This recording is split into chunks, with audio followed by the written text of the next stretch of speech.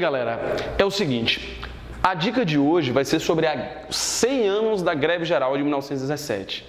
Pessoal, sobre a história do Brasil, a gente precisa parar para observar isso. Na verdade, tem dois assuntos para a gente observar que são 100 anos. A Revolução Russa e a greve geral de 1917. Sendo assim, eu vou dar algumas dicas aqui para vocês sobre essa greve geral. Bom, primeiro lugar que nós temos que saber é que durante a República Velha, que foi de 1989 a 1930, houve um processo de industrialização do país. Bom, por vários motivos. A Primeira Guerra Mundial permitiu que explodisse algumas indústrias no Brasil, etc. Chegou uma grande leva de imigrantes europeus, principalmente italianos, alemães, espanhóis, portugueses. Muitos já tinham experiência, né, no trabalho de fábricas, então isso possibilitou uma certa mão de obra qualificada para trabalhar nas fábricas brasileiras.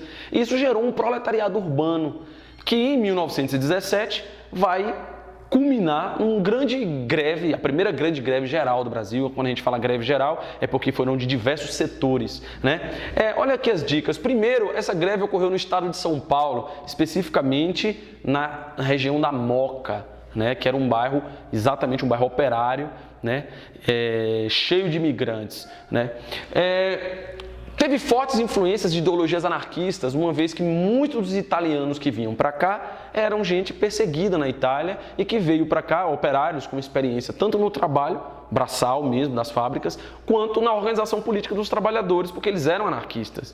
E quando eles chegam num Brasil que tinha 300 anos, né, 3 séculos de tradição escravista, onde o trabalhador era tratado assim assado, esses italianos, muitos espanhóis também, vão marcar aí, vão dar um choque, né? Porque eles têm uma prática de organização trabalhista que vai se bater com essa prática de hiperexploração do trabalhador.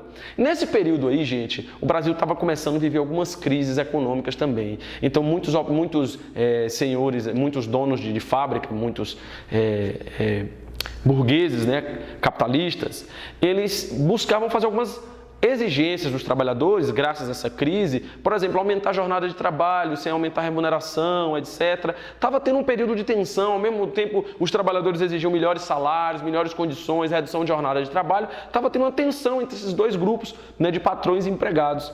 E aí, gente, começou uma série de manifestações aí e vai resultar na morte de um operário anarquista espanhol, e aí vai explodir uma greve que vai chegar desde os trabalhadores das fábricas até açougues, até motoristas de ônibus, quer dizer, uma série de setores aí da economia de São Paulo vai parar. É importante a gente entender a importância dos imigrantes, né, como eu falei para vocês, conduzindo esse processo, né.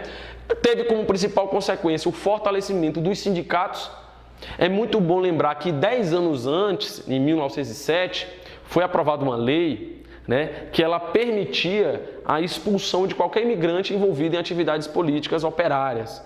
Mas parece que essa greve geral de 1917 mudou o panorama, uma vez que eles tiveram uma vitória. Como eles conseguiram literalmente parar a cidade de São Paulo, e aí São Paulo era o coração econômico do Brasil, é o coração econômico do Brasil, eles conseguiram pressionar a tal ponto que os patrões, inclusive o governo, teve que sentar para negociar, né? E aí possibilitou o fortalecimento dos sindicatos, gente, enquanto uma instituição que não era permitido, ele passa a ser permitido, né? Bom, o principal objetivo deles era melhores salários e melhores condições de trabalho e a legalidade desse movimento. Bom, é a partir daí que vai recrudescer, né, as tensões entre patrão e empregado no Brasil e vai culminar na Revolução de 30, onde Vargas vem aí com uma proposta de tentar amenizar esse conflito, introduzindo as reformas trabalhistas. Fica de olho, Mundo Zen está com vocês. Até mais!